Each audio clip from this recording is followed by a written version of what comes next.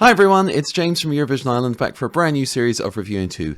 New mic, new venue, and of course 37 new songs heading to the Eurovision Song Contest, which is taking place in Basel in Switzerland this year. Now, you know the drill by now. I'm not going to spend ages talking through all the songs, 15-minute reaction videos, no one's got time for that. This is just 2 minutes on my thoughts of all the songs heading to the contest, what I like, what I think they can improve on, and as always, never any hate, just a difference of opinion. So sit back, relax, let's be united by music in Switzerland, and let's see what the Eurovision Song Contest 2025 has in store for us.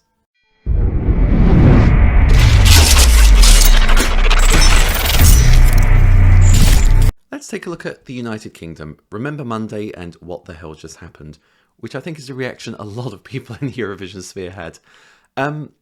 Remember Monday, they are a fantastic group of singers. They harmonise really well. I think they're known for a more country sound though, so to send a song with a very distinctly musical theatre edge, I think that was why people sort of reacted to it, because it's like, you know, why send a country singer to do a musical theatre job? But anyway, Anna from Mission Eurovision described this song as being like the song you hear at the beginning of Act 2 of a musical, sort of recounting what's just happened and bringing the audience up to speed. And I was like, yeah, I do see that, but I think it works. Now, some people have described this song as being sort of quite Taylor Swifty in a way, that sort of indie pop. And I was like, yeah, I can see that. I get that feel from it.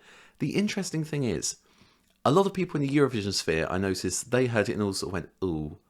But a lot of people outside the Eurovision sphere, you know, the fans that are watching just once a year, the ones that make up 98% of the televoting audience, you know, just putting that out there, they've all gone, oh, I quite like that. So it's interesting that it's appealing to a big group of people, but Eurovision fans seem to be finding issue with it, which I think is interesting. Now, as we know, it doesn't have to go for a semi-final, which I think works in its favour. I don't see the United Kingdom winning the Eurovision Song Contest with this.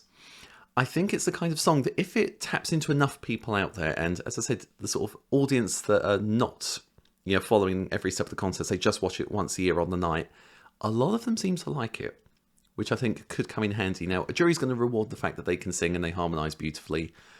Televoting audience could go either way. As we know, the UK, it's a bit of a difficult one to call. I think winning is a bit beyond it. Lower top 10, possibly. I'm seeing more mid-table finish, but I think it's going to be enough to get the UK out of that sort of bottom third of the scoreboard.